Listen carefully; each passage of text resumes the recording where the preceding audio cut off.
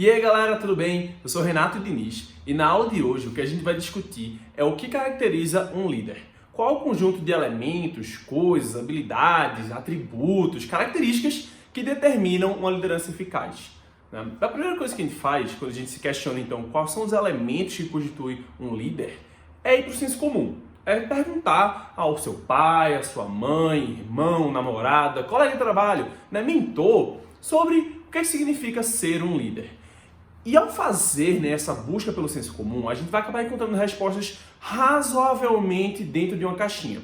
No sentido de dizer que o líder é aquele cara que consegue criar uma visão e agregar pessoas naquela direção. Ou então o líder é um cara capaz de motivar e engajar quem está ao seu lado, à sua direita, à sua esquerda, seja voluntário, seja funcionário, ou aquela pessoa que está dentro de um projeto.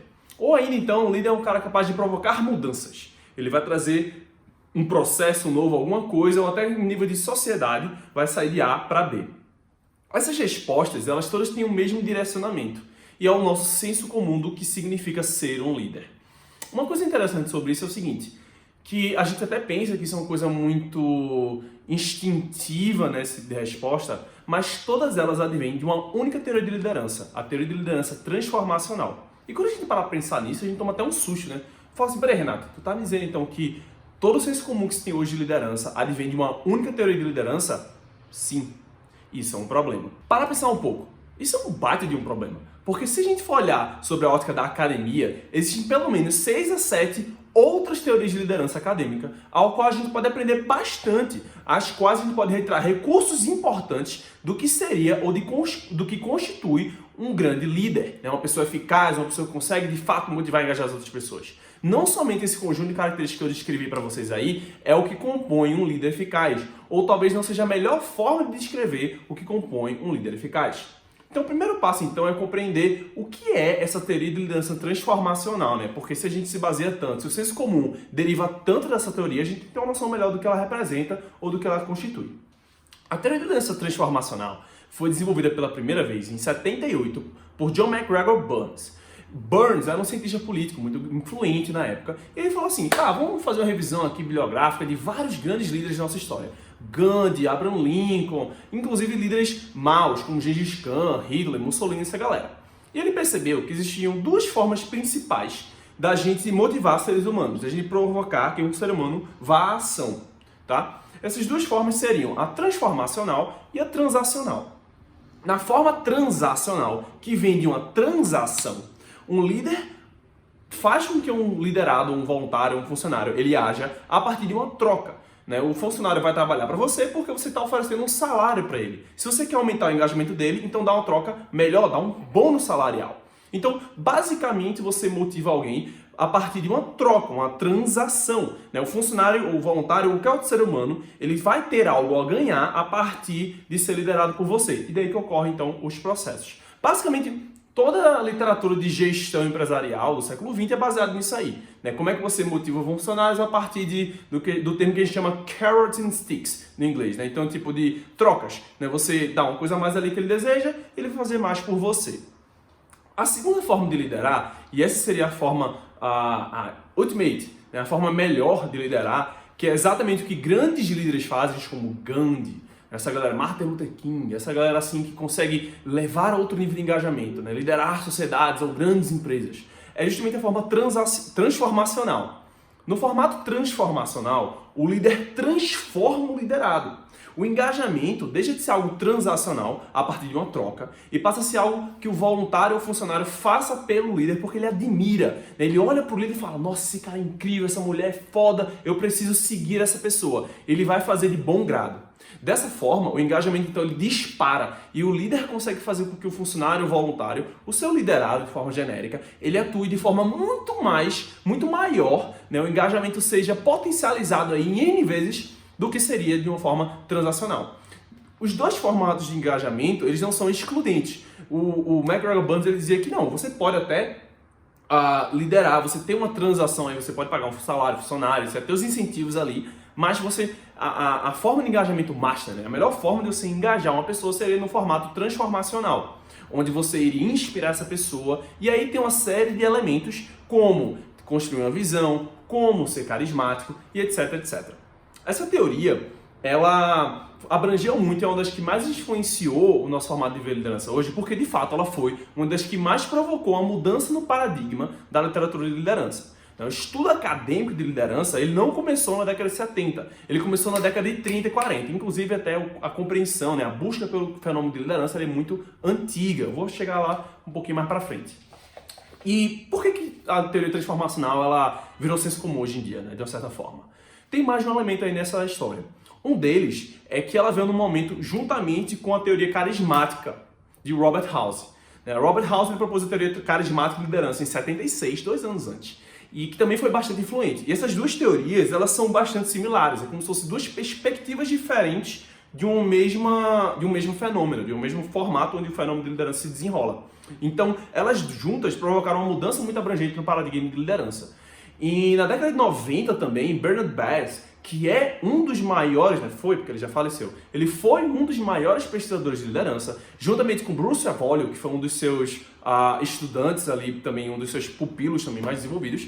Os dois, eles trabalharam bastante as teorias transformacionais e desenvolveram ela para outros níveis, né? A teoria transformacional, só para vocês terem noção, o McGregor Burns, quando ele idealizou, ele começou dizendo que era uma forma dicotômica de liderança, né? Ou o líder atuava de forma transformacional, ou ele atuava de forma transacional. Bernard Bass e Bruce Avolio, o que eles fizeram na década de 90 foi desenvolver essa teoria, onde deixava de ser visto como uma dicotomia, mas sim como uma reta real, né? Como uma reta de possibilidades aí.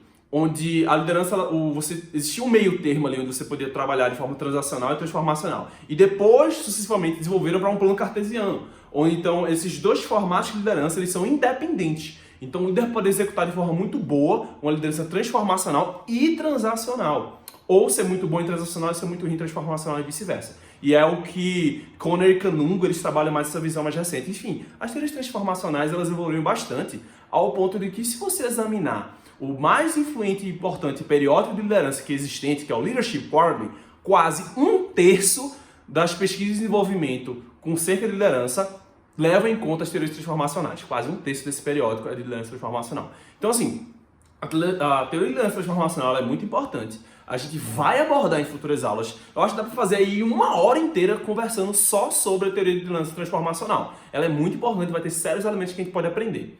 Mas não é o objetivo hoje. Eu quero voltar um pouco no tempo e fazer a pergunta: qual é o paradigma de liderança, né? Porque, afinal, o que é que define um líder nos tempos atuais? E não somente pegar uma visão da teoria transformacional de liderança, mas compreender, então, como todas as outras visões, né, das outras teorias de liderança agregam aí essa visão que a gente tem de liderança, ao que constitui um líder efetivo ou o que é ser um líder. Como tudo começou? Vamos voltar bem no tempo, né? Liderança é um fenômeno que a gente existe, né, em nossa sociedade, virtualmente, em várias camadas diferentes. E desde o Egito Antigo, 3.000 anos antes de Cristo, aí a galera já falava, né? Tipo, que o faraó. O faraó é o líder da nossa sociedade, porque os deuses egípcios lá invocavam nele o poder e tal, e ele tem que liderar a galera porque ele era foda, porque ele era filho de Deus. Na Grécia Antiga também tem uma visão desse sentido, né? Que tipo, liderança, Hércules, né? É o filho de Zeus, então ele vai lá e é um grande líder. A liderança sempre foi vista com uma tonalidade muito mitológica, muito relacionada a alguma coisa que o indivíduo já nascia com, algo como um talento, um gift, né? Um presente, um dom divino. E, bom, o primeiro cara a tentar sintetizar esse conceito de forma mais prática foi Thomas Carlyle. Thomas Carlyle foi um grande historiador aí, e ele falou assim, lá para os anos 1800, 1900, ele lançou um grande livro influente, que é On Heroes Worship in the Heroic History, e ele falava assim, cara, seguinte, liderança de fato é uma característica inata. Alguns indivíduos nasceram para liderar, e é assim que a sociedade evolui. A sociedade evolui a partir de grandes homens, de grandes lideranças que avançam a sociedade. Então ele dividia a sociedade em 2 caixas, a dos homens que capazes de liderar, que nasciam para isso, que tinham esse dom, e dos que não tinham essa capacidade.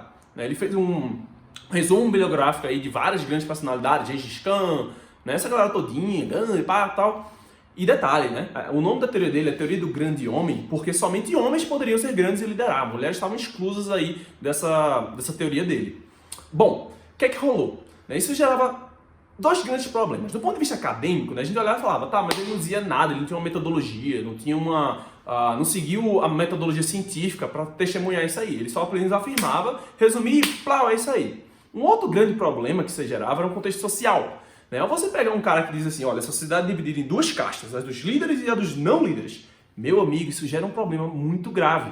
Inclusive, a teoria do grande homem foi uma das precursoras, umas que serviram de fundamento para várias teorias fascistas do século XX. Inclusive, sabe quem era um leitor assíduo aí das obras de Thomas Carlyle, que considerava como seu autor favorito? Hitler. Inclusive, tem até uma história onde Hitler, antes de se matar, antes de se suicidar, pediu lá para o seu parceiro Goebbels ele ler um trecho da biografia de Thomas Carlyle. Então, assim, isso é um sério problema. Ah, e se você acha que isso aí é um salto muito grande para o que eu estou falando, eita, Renato está dizendo que a teoria do grande homem serviu de princípios para os fundamentos das teorias fascistas e tal. Cara, Thomas Carlyle tinha um rixa com Adam Smith. Ele não gostava de Adam Smith. Adam Smith, Stuart Mill, essa galera liberal aí da Inglaterra. Porque ele dizia o seguinte, ele fala assim, ó, que história é essa aí? Adam Smith fala que o progresso da sociedade ele advém das trocas voluntárias do padeiro da sua vida. Ih, que piada! O avanço da sociedade ele vem justamente de grandes homens, de primeiros ministros, reis, que seguem, né, que movimentam a sociedade pró avanço e tal. Na Idade Média não teve avanço, por quê? Porque não teve um grande líder, um imperador tal, que levou aí a evolução da humanidade. Ele descarta os pequenos avanços da sociedade que vêm de pequenos indivíduos, de trocas voluntárias, né? Pô, na Idade Média, até na Idade Média teve avanços sim. E é bem perigoso essa visão, então, de tratar a liderança como algo inato, algo como alguns indivíduos têm, nasceram, né, e outros não. E assim, a gente fala assim, Renato, hoje em dia não tem mais isso, né? Todo mundo sabe que não existe um dom divino, né? Não tem um indivíduo que nasce com um toque de Deus ali, plau, e é o líder. Beleza, desse formato não tem. Mas hoje a gente tem mais ou menos o que a gente chama também de talento. Talento não é nada mais do que isso. Essa visão de que alguns indivíduos nasceram com um dom, com alguma coisa lá para pintar, para cantar, para liderar. E tem gente que eu conheço que fala assim, não posso liderar. Por quê? Não tenho talento, não tenho dom. Não nasci para isso. Cara, não existe isso mais. Né? Você pega os principais pesquisadores sobre talento, que investigam essa pauta de o que é talento, como ele se desenvolve. O talento, esse conceito divino, inato, já foi desbancado na academia. Tá? Eu vou gravar isso, vai deixar para outra aula mais para frente sobre a influência de talento e de sorte. Eu acho que são dois elementos aí que vale a pena a gente trabalhar junto. Mas o que eu quero deixar claro para você é que essa visão de talento, de liderança como algo inato, não existe muito mais essa visão. Até hoje você encontra aí, sei lá, pega uma revista atual, Época Negócio, sei lá, alguma coisa nesse sentido e fala assim, 5 traços de personalidade de uma liderança. 5 coisas que se o líder tiver, ou se você tiver, você é um líder, tal, não sei o quê. Cara, não existe mais isso. Essa visão de que a liderança é constituída a partir de um conjunto, né, de uma coisa, duas, ou de um conjunto de traços de personalidade, ou de uma habilidade específica, né, que alguém tenha, vai definir que você é um líder. Não faz sentido mais falar sobre isso. Eu vou até falar sobre isso agora, aqui um pouquinho. Depois dessa teoria do grande homem, né, a academia falou, cara, não faz sentido, né, liderança ser um dom divino.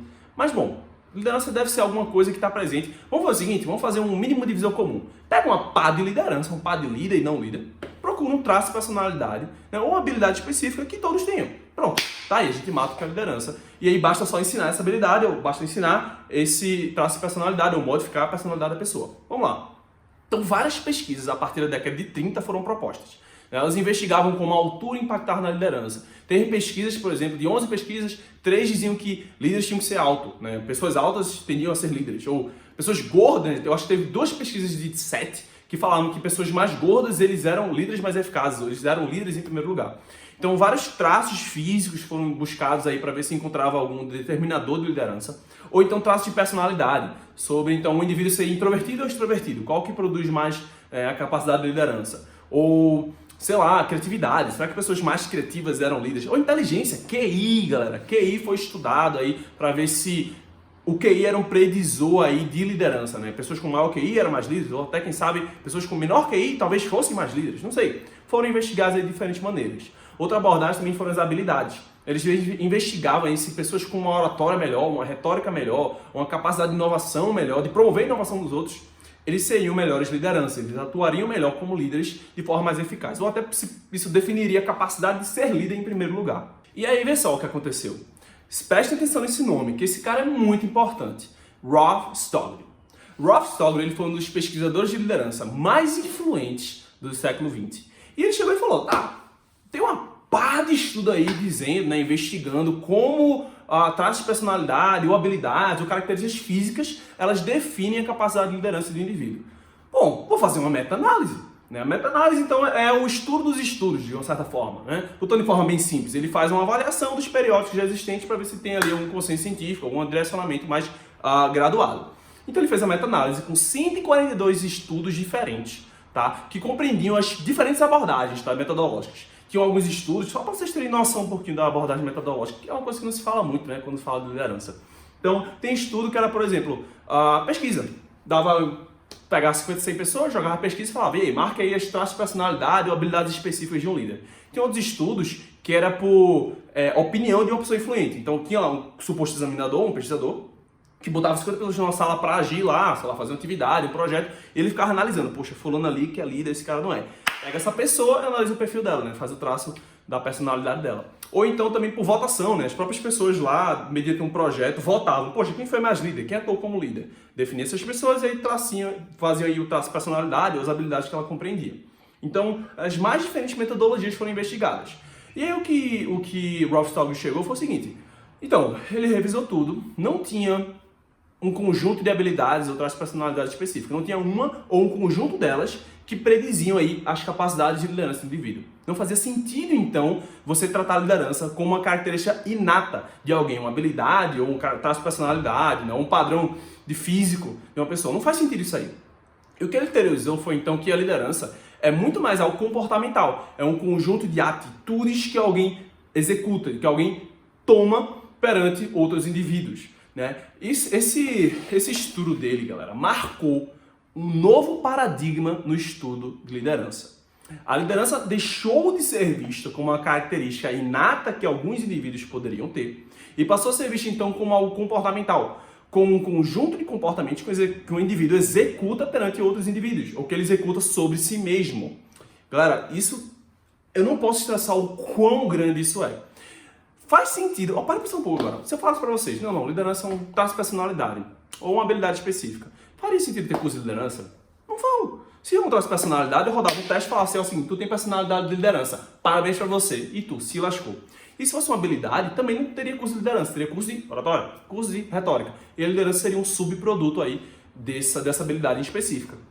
A liderança, existe curso de liderança em primeiro lugar, ou coaches, etc. Existe toda essa indústria de desenvolvimento de liderança em primeiro lugar, justamente porque a liderança é um comportamento. E por ser um comportamento, a gente pode aprender, praticar, executar e ser melhor nele. E eu preciso falar um pouco sobre o que é um paradigma científico, né? O conceito de paradigma científico foi muito bem elaborado por Thomas Kuhn, né? Ele descreve muito bem o que significa. E é basicamente o seguinte, é o conjunto de coisas que definem o escopo de uma ciência, o conjunto de elementos ali, ou lei, o paradigma está acima de uma lei, né? Dentro do universo científico. Então, o paradigma ele define basicamente o que é e o que não é, o que vale a pena a gente investigar e continuar desenvolvendo e o que não vale a pena a gente continuar desenvolvendo. Então, desde esse estudo de Rolf Stogner, a liderança passou a ser vista, a ser compreendida dentro desse paradigma comportamental, né? Vão ser adicionados outros paradigmas adiante que vão complementar o de comportamentos. Isso eu vou falar numa aula mais pra frente, um pouco mais avançada. Mas o foco que eu quero falar para vocês é isso. Que a liderança, galera, não é mais vista, não é mais compreendida nem estudada do ponto de vista de um traço de personalidade específico que alguém tenha. Sim, uma personalidade vai se influenciar o momento de liderança. As características individuais, as habilidades que o indivíduo tem sempre vão influenciar também. Isso vai entrar dentro do paradigma de liderança. Porém, os comportamentos são sim um grande predisor e um dos maiores predisores de liderança. Tá? Todas as teorias de próximas de liderança que vocês vão encontrar. As teorias transformacionais que eu falei no início. Teoria servidora. Teoria do LMX, que LMX é Leader Member Exchange, não tem tradução.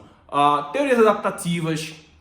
Teorias situacionais, todas essas teorias que a gente vai ver mais para frente, todas englobam e necessitam trabalhar os comportamentos de uma pessoa para que ela execute um momento de liderança. Sim, os comportamentos então são o principal conjunto de coisas que vão dizer o que uma pessoa é líder ou não é.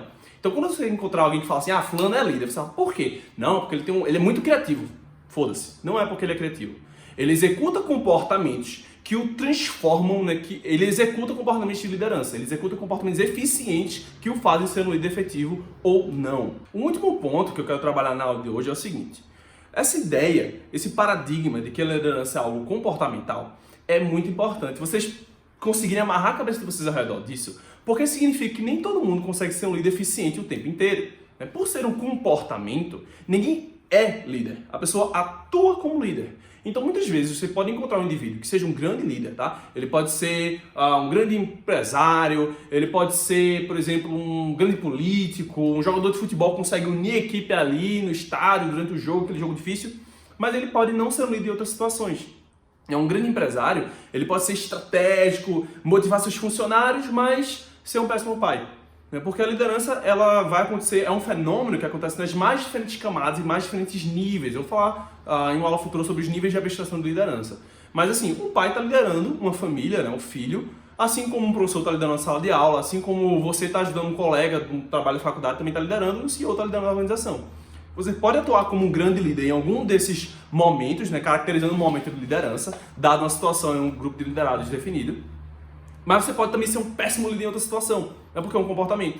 E as pessoas que não buscam a compreensão mais teórica, que é justamente o que eu estou tentando trabalhar com vocês aqui nessas aulas, elas acabam atuando de forma intuitiva, executando esses comportamentos de forma intuitiva em alguns ambientes, como numa empresa, numa família, num relacionamento, mas elas não conseguem transpor esses comportamentos para outras situações, porque elas nunca nem idealizaram essa outra situação como uma situação que ela deveria exercer liderança em primeiro lugar. Às vezes as pessoas têm essa visão sintomática, essa visão bitolada assim, não, liderança é gerir uma empresa, então liderança é cuidar da minha família, e elas não conseguem transplantar isso aí. Elas podem até saber, elas podem ter a compreensão que elas deveriam estar liderando, mas elas não conseguem transpor esses comportamentos. Então essa é uma das razões principais também de a gente buscar a compreensão teórica do que é a liderança, desse fenômeno. Né? Uma das missões que eu tenho com esse canal é, tem toda a parte prática de liderança. Tipo, vocês não vão virar líderes vendo esse canal. Não, viu um vídeo do Renato lá, nossa, me tornei um líder. Não, não vai acontecer.